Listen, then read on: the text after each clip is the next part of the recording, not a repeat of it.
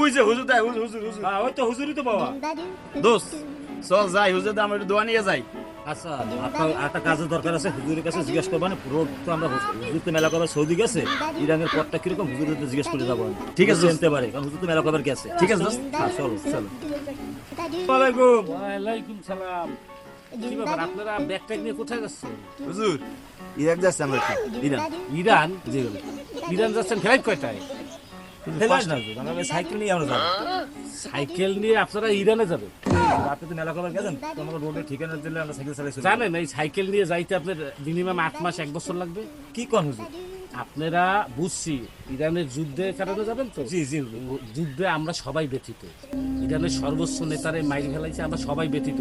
আমাদের দেশের সরকার যদি কোনো কারণবশত আমাদের ইরানে যাওয়ার মতো সুযোগ করে দেয়, তাহলে আমরাও যাব।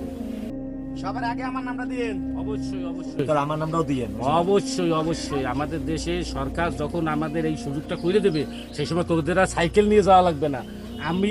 আমরা সবাই ফ্লাইটে যাইতে পারবো, প্লেনে প্লেনে। বাংলা বুঝছিস? প্লেনে, যা, প্লেনে, বাসায় প্লেনে। যান, আপনারা বাসায় যান, বাসায় যান, জি হুজুর, বাসায় চলে যান, আসি। আসসালামু আলাইকুম হুজুর। বাসায় যান। ওয়ালাইকুম সালাম। বাসায় যান।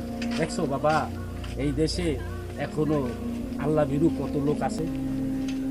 ইরানে যুদ্ধ হচ্ছে, তাকে মনে রক্তক্ষরণের তাগিদে তারা কিন্তু সাইকেল নিয়ে ইরানে রওনা দিচ্ছে। এতটা বোঝে নেই, সরল সোজা গ্রাম্য মানুষ তো এখনো অতটা বোঝেনি। যাও তাই, তুমি যাও, বাতাসে যাও।